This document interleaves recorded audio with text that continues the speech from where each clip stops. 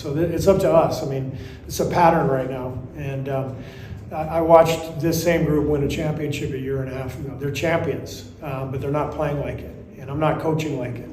So, another bummer, heartbreaking loss for the Warriors, as has been the case like 4 times already this season. Thankfully, my minds have shifted, and hey, I was alright with it. I did enjoy the game a lot more than I thought I would. And let's talk about the core. Let's talk about the core, man.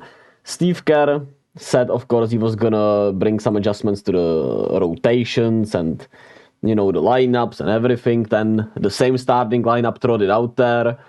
And that is just what it is, right?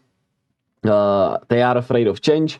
I think it's not just Steve, for sure. I think it's a combination of everybody, right? I think Steph does not want to change. He still thinks that it will work out. And, it's just... It just sucks. There's no other way to put it, right? But I think we've seen enough of this starting lineup, really. I think there needs to be a change. Like, Andrew Wiggins played 32 minutes. He did start off solidly shooting-wise, but in 32 minutes, he had 12.6 rebounds, 6 turnovers. Like, I know Kuminga was a minus 15, but he had 24 and 12, did better defensively to me, or at least the same. And yeah, he did make some mistakes, but he was still way more effective, way more aggressive. And I would very much rather go down with a guy that's aggressive and young than a guy that's just simply not himself, even though he's still fairly young, right? But I would much rather go down with a guy that's more aggressive and has more potential and let him play through the mistakes than a guy who, has been on the downward. His contract is not that huge. Maybe they don't want to lose trade value. I don't know, but I think Wiggins should be benched for sure right now. And even when, once again, I talked about this, I don't know how many games prior, but even when all three of the, core, Steph, Clay, and Draymond have been good, they make some dumb decisions and have some, they don't have really good games, right? And all make mistakes that are just uncharacteristic, or you could say characteristic now, and just, can't string it together. They rarely have a really good quarter together. They rarely have a really good, closing together. It's always just one of these guys, or sometimes two of these guys playing well together, and the chemistry of the starting lineup is just not there. Loon, I like that he played less. He wasn't bad today, but he just doesn't fit the matchup against OKC's, stretch fives and their youth and length and speed. So I like that. I thought Saric did really well. He did not shoot the ball that well, but he did really well off the bench once again. But still, you could give a chance to Trace. I know he's been not good, but could give him a chance to have Dario in his favorite spot at the power forward position, because he's at center and it's not great. Or you could have him next to Draymond more, or even Kuminga at center, when we think about it, right? And when we look at the rotations, we keep throwing out, the same guys out there. It usually comes in a way of, Clay and Looney coming out first. This time it was Wiggs and Draymond also. And you go for a little bit Steph with some of the younger guys, and for some reason it usually is 3 guards, right? Steph, Corey Joe, and Potts. And I think if you went just Potts, Steph, went Kuminga, Moody, and maybe Saric, I guess, then, and it would work really well. And they actually did that today. I'm kind of tripping, right? They actually did try this, and I like it. I like it more than I don't. Maybe you could leave Draymond in there for a little bit longer, since he's been better, instead of Podziemski, and let Potts come in for a Steph and be the backup point guard, because he's shown the point guard ability. So why not let him just be the point guard and have a little, but in a way, it's also the roster construction problem, right? They want to play 3 guards, and they don't really have that many wings and stuff. Chris Paul was missing today, and he's another small guard. So where are the wings? Where are the young athletes, right? It's Kuminga, Moody, Potts, Trace, who's not getting any time. Maybe a Guy Santos, right? He's not getting any time. So it's hard, and GP2 is out, and he is a little big man, so you could count him as a bigger guy, but he still is 6'3" or 6'4" in reality, right? So we could also just blame roster construction for sure, because the roster construction is not great really when you think about the modern NBA, and we might have been just, kinda, what can I say, spotted out and outgrown, and Steve Kerr needs to show adaptability, and the core guys need to show adaptability. Steph needs to be playing more with the young guys.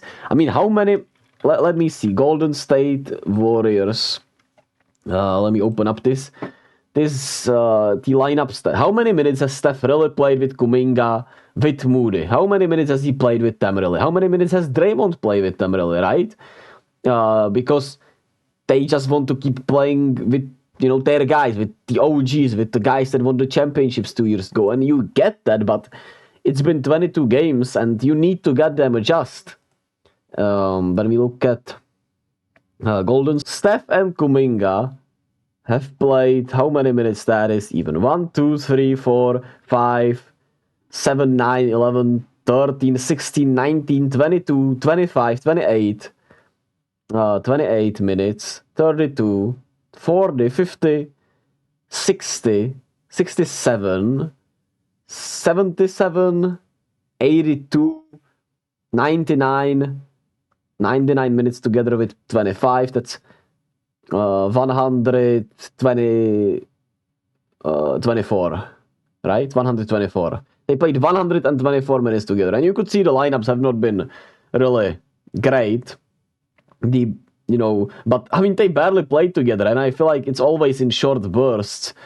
And what is the most positive lineup out of these?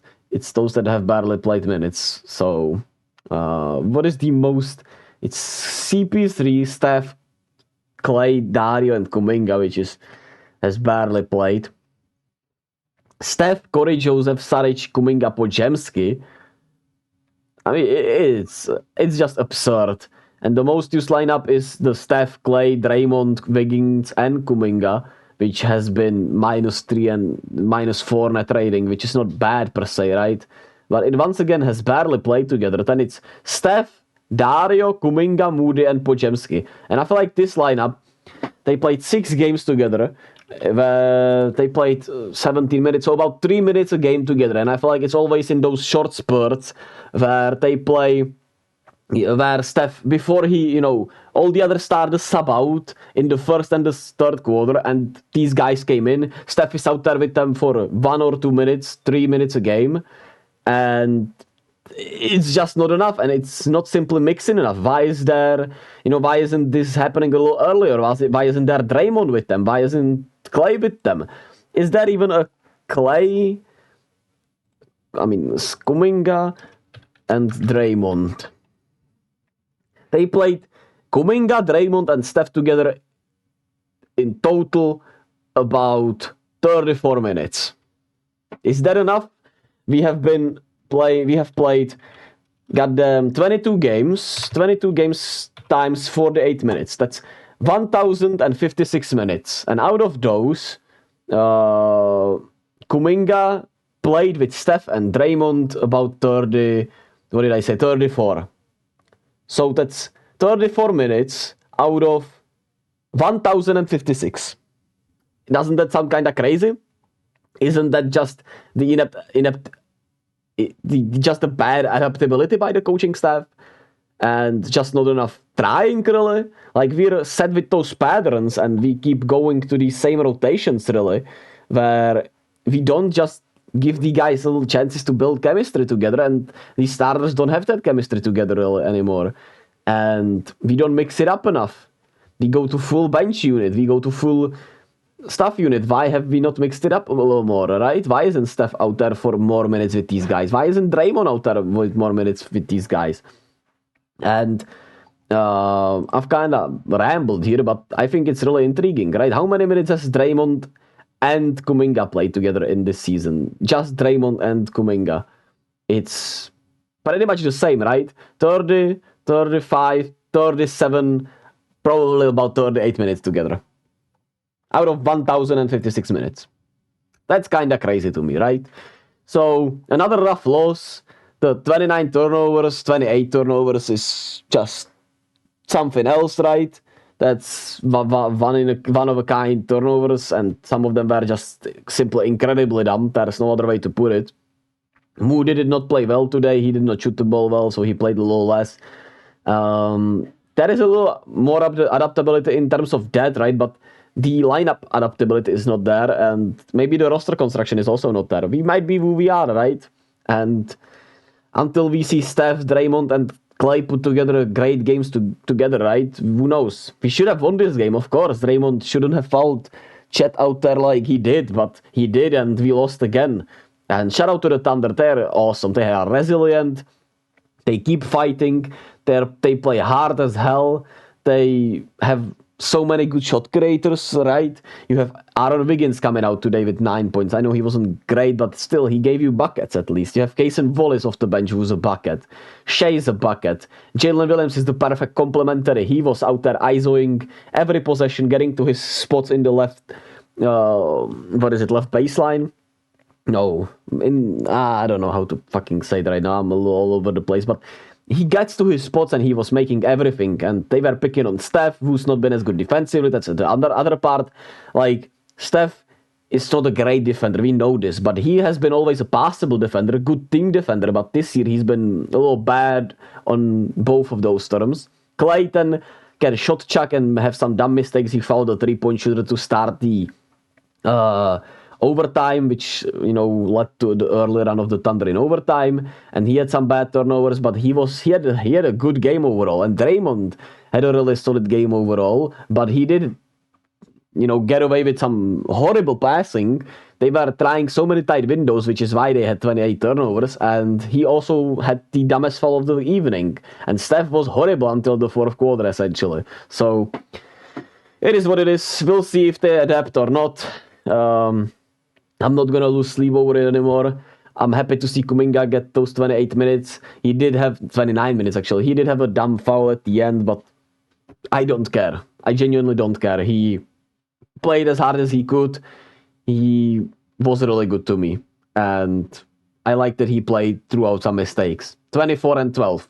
When has Wiggins given that us these last couple of years? Other than the finals, of course. But, since the finals, Wiggins has barely given us a game like this. So that is that, and those are my thoughts. Yeah, that's about it, I suppose. As always, be kind to others. The Warriors, who do they play next? Who do we play next? Schedule. Let me see the schedule. Who are we playing next? Is it on Tuesday? Oh, the Suns. Ugh, that's not gonna be fun. Alright, I mean, it will be more fun with the new attitude, but we'll see what happens with the starters and the adjustments and stuff. They keep talking about it in post-game, so better make those words come a reality, right? Because we've been hearing it these last couple of years, essentially.